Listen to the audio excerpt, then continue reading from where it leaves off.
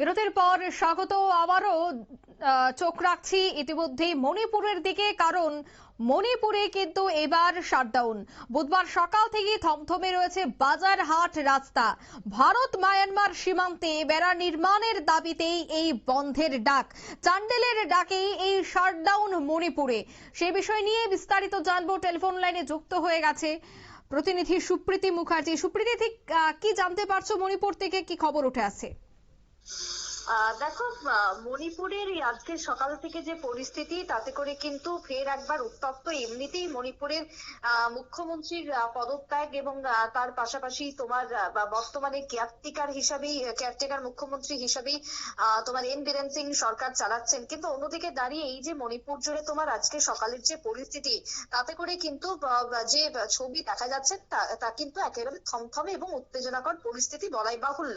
একদিকে দেখো, এই যে চান্ডেলের যে ডাক, তাতে করে ভারত এবং মায়ানমার সীমান্তে বর্ডার দিতে হবে, এই সীমান্ত বর্ডারের দাবিতেই তোমার বন্ধের ডাক দিয়েছেন তারা। অন্যদিকে দাঁড়িয়ে দেখো, আজকে সকালের যে ছবি ইতিমধ্যেই আমাদের কাছে উঠে এসেছে, তাতে করে প্রতিটা জায়গাতে পিকেটিং করা হচ্ছে বন্ধকে পালন করার জন্য। আজকে শহর থেকে শুরু করে রাস্তাঘাট বাজার সবটাই কিন্তু একেবারে শুনশান, কোথাও কিন্তু কোনো রকমের জনমানব লক্ষ্য করা যাচ্ছে না। এমনিতেই যেহেতু আমরা জানি যে মণিপুরের পরিস্থিতি এখনো পর্যন্ত খুব একটা ভালো নয়, সেই দিকে দাঁড়িয়ে যে চান্ডেলের যে দাবি ছিল, একদিকে তোমার মিজোরাম এবং ভারতের যে সীমান্ত রয়েছে, সেই সীমান্ততে একদিকে তোমার সীমান্তকে সুরক্ষিত করা, ফেন্সিং দেওয়া। অন্যদিকে দেখো, এফএমআর যে দাবি তাদের এছাড়াও রয়েছিল, সেই এফএমআর এর দাবিকে কেন্দ্র করেও কিন্তু ইতিমধ্যেই তারা আজকে বন্ধের ডাক দিয়েছে। অন্যদিকে দেখো, এই যে নাগা পিপলস অর্গানাইজেশন, তারাই কিন্তু এই মূলত এই শাটডাউনের ডাক দিয়েছে মণিপুর জুড়ে, অর্থাৎ যাকে আমরা এক কথায় চান্ডেল বলছি, সেই চান্ডেল এবং তার সাথে তোমার তেঙ্গনপাল, এই দুই গোষ্ঠীর ডাকেই তোমার বর্ডার ফেন্সিংটাই হচ্ছে এখন মূলত অন্যতম কারণ। বর্ডার ফেন্সিং এর জন্যই তারা বন্ধের দাবি জানাচ্ছে। এই দেখো, মণিপুরের যদি আমরা বলি যে কেন এই পরিস্থিতি বা কি কারণ, এই পেছনে কিন্তু অনেকগুলো ইকুয়েশন কাজ করছে। দেখো, আলটিমেট যদি দেখি, শেষ পর্যন্ত কিন্তু নেশাটাই হচ্ছে একটা বড়সড় কারণ মণিপুর জুড়ে।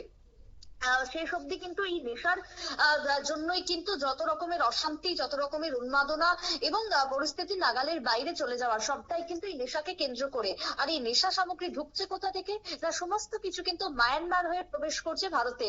দেখো, বাংলাদেশ হয়েও কিন্তু বেশ কিছু নেশা সামগ্রী ত্রিপুরায় প্রবেশ করে, যার ফলে কিন্তু ত্রিপুরা জুড়েও একটা পরিস্থিতি যথেষ্ট ভয়ানক রয়েছে নেশার দিক থেকে।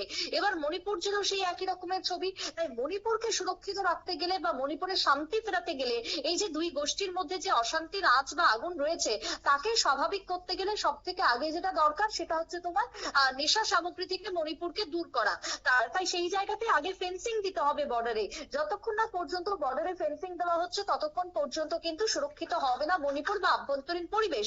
তাই সেই দিক থেকে দাঁড়িয়ে এই দাবি যখন আজকে উঠে এসেছে বারংবার, এই দাবিতেই কিন্তু তোমার আজকে বন্ধ পালন করা হচ্ছে। যদিও 3 দিন আগেই তারা বন্ধের ডাক দিয়েছিল, আজ 12 তারিখ সকাল থেকে থমথমে মণিপুর। বাজার হাট রাস্তা, যেখানে যে ছবি আমরা দেখছি, সর্বত্রই কিন্তু কোন রকমের মানুষ চলাচল সেখানে নেই। সুতরাং পরিস্থিতি কিন্তু যথেষ্ট ভয়াবহ এখনো পর্যন্ত, এবং যত তাড়াতাড়ি সম্ভব মণিপুরে কোনো যাতে স্থায়ী সরকার প্রতিষ্ঠিত হয়, কেয়ারটেকার মুখ্যমন্ত্রী যতদিন পর্যন্ত আছেন, ততদিন পর্যন্ত যে এন বীরেন সিং এর উপর কোনো ভরসা নেই বা থাকছে না, সেটাও কিন্তু পরিষ্কার হয়ে গেছে। সুতরাং ইতিমধ্যে গতকালকেও আমরা দেখেছিলাম যে উত্তর পূর্বের কোঅর্ডিনেটর সম্বিত পাত্রা, তিনি কিন্তু রাজ্যপালের সাথে দেখা করেছেন, এবং রাজ্যপালের সাথে দেখা করে বেরোনোর পর তিনি কি বলছেন, সেদিকে কিন্তু মুখিয়ে রয়েছিল গোটা উত্তর পূর্ব ভারত সহ গোটা দেশ। কারণ মণিপুরে ইতিমধ্যে সম্ভাব্য মুখ্যমন্ত্রীর তালিকায় 5 জনের নাম কিন্তু ক্রমাগত ঘোরাফেরা করছে। সুতরাং এই 5 জনের মধ্যে যে কোনো একজন যে মুখ্যমন্ত্রীর মুখ হতে চলেছেন, সেটা কিন্তু এক প্রকার পরিষ্কার। কিন্তু এই 5 জনের মধ্যে কার নামে শিলমোহর দিলেন রাজ্যপাল এবং সম্বিত পাত্রার গতকালকের এই বৈঠক ছিল অত্যন্ত হাইলাইটেড, অত্যন্ত গুরুত্বপূর্ণ। সবকিছুকে কেন্দ্র করে তোমার মণিপুরের সিএম আগামী দিনে কে হচ্ছে, এবং আজকের যে বন্ধ এবং আজকের যে থমথমে পরিস্থিতি, তার শেষ কোথায়? ইতিমধ্যে চান্ডেলের ডাকের এই বন্ধের ব্যাপক সাড়া পরিলক্ষিত হলো, এর পরবর্তীতে কি হতে চলেছে মণিপুরে, সব প্রশ্ন কিন্তু ক্রমশই জোরালো হচ্ছে মণিপুর ঘিরে। অঙ্কিতা, ধন্যবাদ সুপ্রীতি।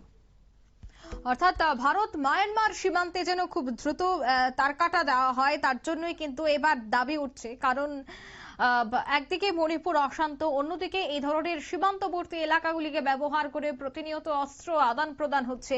এই বিষয়গুলি একটা বড়সড় কারণ হয়ে দাঁড়াচ্ছে মণিপুরের অশান্তি।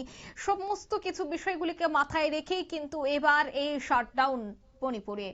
থমথমে রয়েছে মণিপুরের বেশ কয়েকটি বাজার, দোকানপাট। নিয়ে নিচে ছোট্ট একটি বিজ্ঞাপন বিরতি, সঙ্গে থাকুন।